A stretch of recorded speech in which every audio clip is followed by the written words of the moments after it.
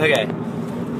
So, like, before I actually accepted Christ in my heart, I already knew he was there because I've been through so much stuff in my life to where I should have been dead. I was supposed to be dead, and yet here I am still walking, still breathing. And one of the things that sticks out the most to me that really, really says that he's out there and that, like, bam, hey, I'm here, I'm protecting you, is when I was stuck out in the clear backwoods of Illinois, and I somehow managed to hitchhike out of Illinois into Arkansas. And once I got into Arkansas, I was stuck. I didn't know where to go because I wanted to get back to California. I was trying to come home because I had nowhere else to go. My dad's new wife that he has, I don't like her that much because she thinks just because she's 2 years older than me and that she's married to my dad that she can tell me what to do. It's like, no, you're not that much older than me. You're not going to tell me what to do. I've never met you before. I don't know you. I'll help you, but you're not just going to be bossing me around. I don't like that type of stuff. Like, you ask me, you don't boss me. And you get things done. You get things done more better that way. And so she didn't want to listen or try and work things out, so I finally had enough and left and started hitchhiking down towards Arkansas because I knew that Arkansas, the Highway 40 runs all the way into Victorville, and that's where I was trying to get to, was Victorville. Well, while I was hitchhiking, I had a crap load of stuff on me to the point where, like, it was wearing me down. Like, I was literally having blisters on the bottom of my feet to the point where I was just like, I can't walk anymore. It was maybe around 11, 12 o'clock at night, and the weather was pretty fine as far as I could see. Like, it felt pretty normal and fine to me, but, like, I started walking and it started getting windy, like, really, really, really windy, to the point where it was kind of freaking me out a little bit because I couldn't walk on the road without having to be like, make sure I don't fall off or get blown away. And, like, I was so tired. I was like, God, if you're out there and you're listening to me, man, help me out. Find me somewhere where I can rest for the night. Well, it started getting more and more windier and more rainy. It started raining, like, really, really bad and stormy. And I was getting all discouraged and mad. And I'm not gonna lie, I actually cursed at God, like, wow, thanks, man. I asked you for help and you turned around and put me in a shitstorm, pretty much. Well, I finally started walking, and the next thing I know, like, it was so stormy that when I finally looked over and was able to see, I see this tornado going across the freeway. And I was like, wow. And, like, I was like, God, get me out of this now before something happens. And next thing I know, like, I look over to my right and light pops up, and it was a gas station. And she was like, get in here before that tornado gets you, boy.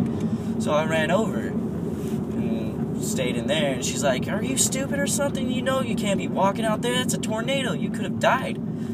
I was like, what? Like, I'm still confused and, like, flabbergasted, like, wow, I almost died from a tornado. And she was like, well, I'm not going to let you go back out there anymore. You staying here for the night till this is done. I was like, what?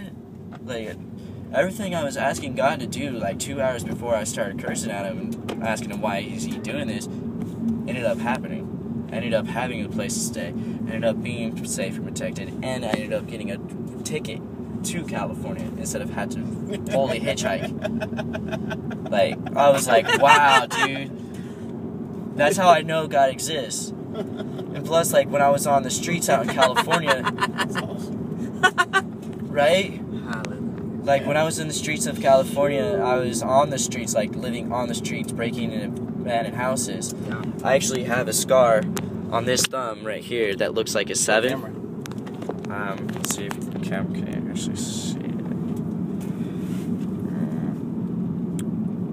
Well, it's right about here. There's a scar that I have from breaking into a house once, and it was so deep that it barely missed the veins, and it was bleeding really, really, really badly. And I was like, God, don't let me die here, not in the desert. And next thing I know, like, some random homeless guy came up and was like, you're looking pretty bad. You need some help there? I was like, I think I'm gonna die. And he was like, nah, you missed the vein. I was like, how do you know? He's like, I just know. and then he wrapped his handkerchief around my hand.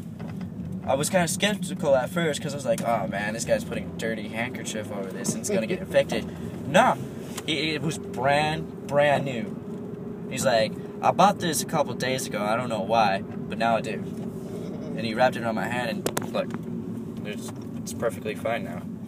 That's tight. And like, I always found places to sleep when I couldn't find anywhere else. I would always ask God, like, hey, help me find somewhere to lay my head at night. And I always found somewhere. I was never messed with. I've never been picked on. Well, I was picked on, but like, never.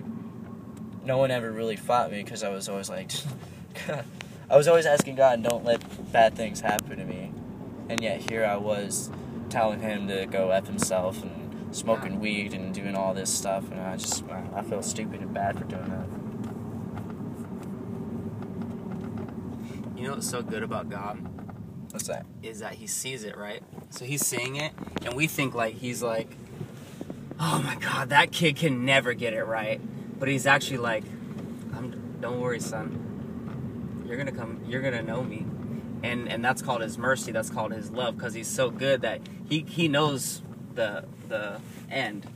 And so he just watches us, and he puts people in our paths, like me, or like that situation with that lady. And those are miracles that sometimes we don't even view them as miracles. They're just like, oh, that's kind of crazy how that happened. But God sets those things up because he's like, okay, I'm gonna get him this time. I'm gonna set this lady here. Oh, he didn't believe in me this time. Oh, I'm gonna put Nick at Walmart. Then he'll believe in me. I always kind of thought that was actually what was happening when it came to God, though. Like, oh, you didn't want to listen to me? Watch, I'll get you again. Watch, I'll get you.